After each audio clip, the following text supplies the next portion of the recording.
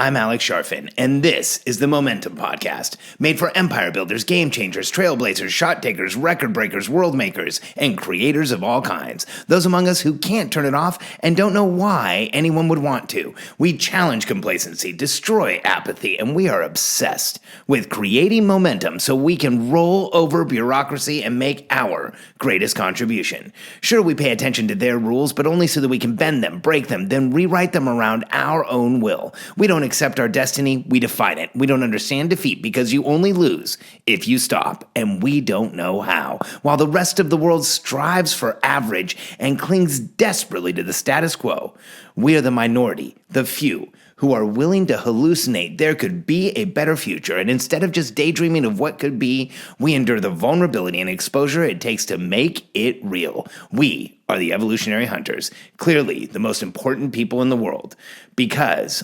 entrepreneurs are the only source of consistent, positive human evolution, and we always will be. Should I work with my spouse?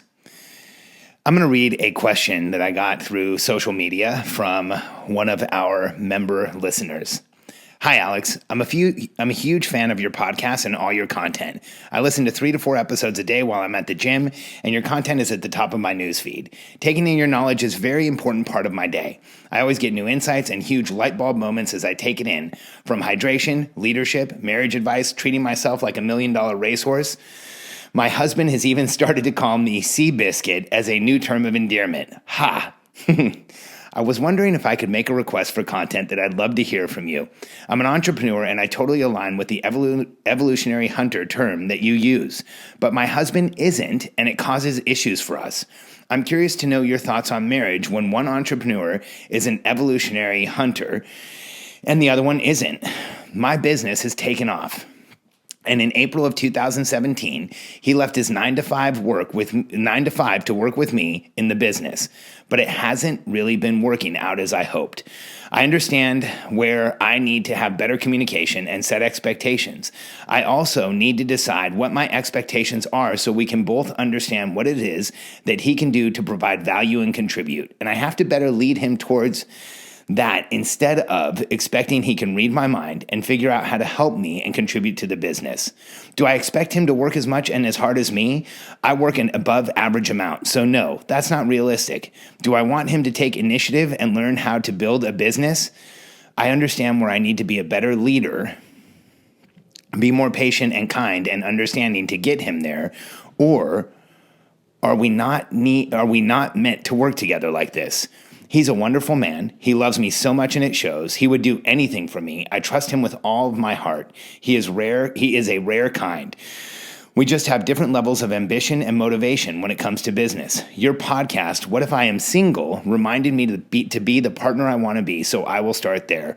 I appreciate your consideration in covering this on your podcast. Thanks so much. From this individual, a future member of your mastermind one day. I would like that a ton. I don't want to share a name just in case.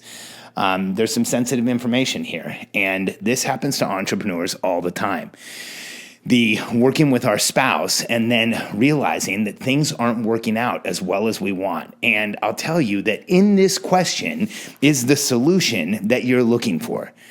Because when we want our spouse to get into momentum when they've joined the business, we have to help them do that. And if you want your spouse to contribute and get excited and be as into this as you are, then the responsibility is on you. But I know it's difficult to know what to do, so let me help you.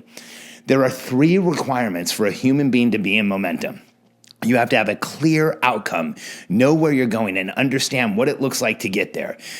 You have to have accountability or contribution. Know what you're doing, what your responsibilities are, what your part is, and what is the part of the people around you. And then the last one is transparency, some type of scoreboard to show you success along the way. Now, here's the challenge when a spouse joins a business. Oftentimes, none of those 3 are present. Because it's our spouse, we expect them to understand us, to just know what they should be doing. Because it's our spouse, we want them to have an almost ESP-like quality to be able to read our minds.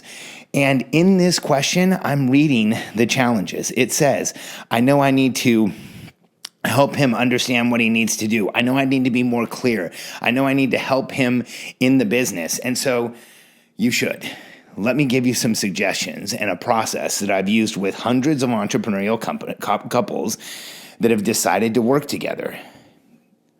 Grab a whiteboard, draw a line down the middle, put your name on one side, his name on the other side, and start creating clarity as to who does what in the business. What is all the things you're going to do? What are all the things he's going to do? Because here's what I want you to understand about your spouse joining the business. They are your partner. They don't work for you. They don't work for the business. When a spouse joins a company, any company, that spouse is your partner, and it doesn't matter what role they play in the business. You have to treat them as such. So get out a whiteboard, draw a line down the middle, and the two of you logically and rationally together decide who does what and write it on the board. This is an exercise that my wife Katie and I do over and over again. In fact, ironically, right now, there is on my board a line down the middle on my whiteboard in my office with Alex on one side, Katie on the other, because we were just 2 days ago going through this process again for ourselves. We do it often so that we have clarity around who's responsible for what and which one of us is doing it. Because until you have that clarity, here's something I want you to understand about your spouse that's been invited into the business. They are at a massive disadvantage compared to you. Here's what I mean by that. You can see the future. You know where you want the company to go. You understand what you want to have happen next. It's clear to you because it's in your head and you're moving towards it every day in momentum because you're creating the outcomes you want to see in the world. Here's the challenge for your spouse. Until they know where you're going and why, until they know what they're responsible for, and until they know how you're measuring success, they can't work as hard as you. They can't get into momentum like you are. They can't get as excited as you are. And they will always look like they're not working as hard as you. Because if you're working with your spouse and they don't have clarity around what they're doing and they don't have clearly defined responsibilities, you are in a transactional business relationship with your spouse. That means you're telling them what to do, checking that it got done, and telling them what to do again. This doesn't just hurt relationships of any kind. It can destroy a marriage, and it can cause a ton of stress and animosity in the relationship because no spouse wants to be told what to do. They want to be treated as a partner. They want to have their own ideas. They want to contribute. They want to get into momentum and help you. That's why your spouse has joined the business. So here's the key. Get to that whiteboard and divide the responsibilities. Then create job descriptions for each one of you. Here's what that job description will do for your spouse. And we have a very specific way of doing this. There's 4 sections.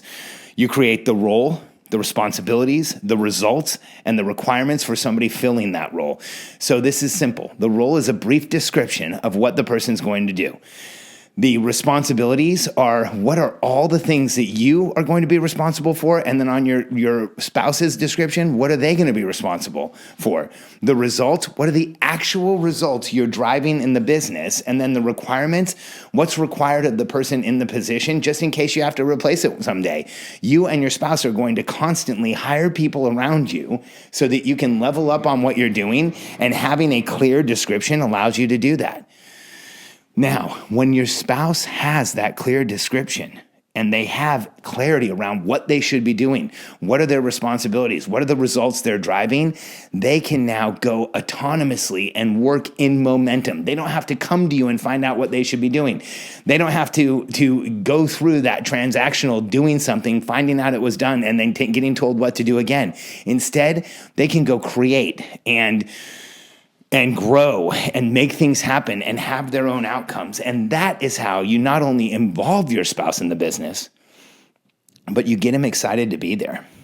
And I want you to just think about something for the person who wrote me this letter and for all of you.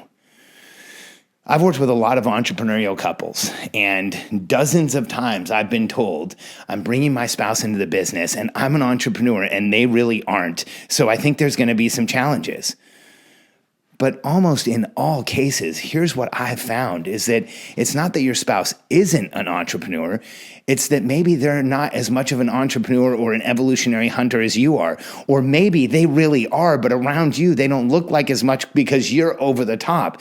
And what I've found in most entrepreneurial couples is that The spouse that doesn't appear to be entrepreneurial, when they're given the opportunity, rises to the occasion. I'm actually working with a couple right now, Molly Kaiser and Aaron Silvernail, that are married, and they own a company called Body Shots, and they have what might be the fastest growing designation in the photography industry, the certified professional boudoir photographer, and it's intense. Molly and Aaron's business is exploding, but there's a reason. Molly brought Aaron into the business.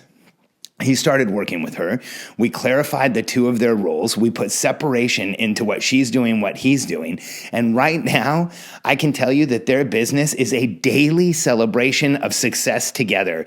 Aaron is in his lane. He's operating the business, setting up their targeted interactions, helping corral the team, managing projects. And Molly is in her zone of genius. She's creating products, creating videos, building their following, and showing people how to be a better photographer and make thousands instead of hundreds of dollars an hour. It's extraordinary. But for me, the most exciting thing about their partnership, their business, is that Aaron has taken full ownership of what he's doing, and it's incredible because he offsets Molly so well. I guarantee you there was a point where Molly would have said, Aaron isn't as entrepreneurial as I am, but on a daily and weekly basis, he's showing how he is in just a different way. So allow for that reality to enter into your relationship. If you're working with your spouse, give them clear outcomes. Let them understand exactly what they're doing. Create the job descriptions. Make sure that they understand what they're supposed to do, what you're supposed to do, and then create a scoreboard to let you both know if you're winning along the way. Working with your spouse is one of the greatest privileges there is.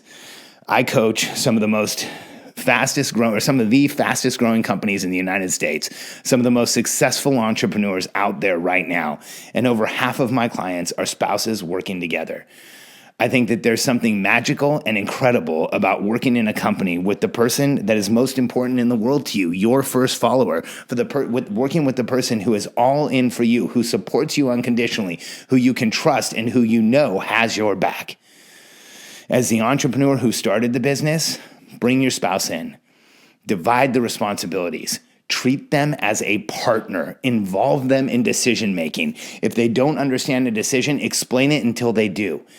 And if you do these things, here's what you'll find. One, your relationship will improve, because when we start working together, it gives us an opportunity to create a new level of strength in our relationship, a new level of security, a new level of stability, and a massive level of connection, because when couples achieve together, they stay together. When people achieve together, they stay together. And I want you to remember that, because it's a privilege to be able to work with your spouse. And if you're willing to put some process in place and take the time to set this up correctly, I believe that working with your spouse can be one of the greatest business accelerators that any one of us can ever have. I know working with Katie has been one of the greatest privileges of my life. We've been together for 14 years, and a very short time after we met, we started working together. We've grown a handful of companies to over $10 million. We've created hundreds of millions of dollars in revenue. We've made ourselves independently wealthy, and we've helped hundreds of thousands of people around the world improve their lives, make more money, create momentum, and be able to do better. And we've done it together. And that level of achievement is a bond that nothing can break. The things that we have been through and the successes we have had are rare in any type of partnership, much less in a marriage, and that's made us that much stronger. So for the person who wrote me this letter, and for all of you that are working to grow a business with your spouse, I want you to know it's one of the most important things you can possibly do. It's one of the most momentum-creating things you can possibly do to work with your spouse. It will pull your marriage closer. It will align you in an entirely new way. And my belief is, if you're willing to lean in here and make certain that that spouse feels like a partner, they understand what's going on, they can help you with decision-making, you will see your life, your business, and your results explode.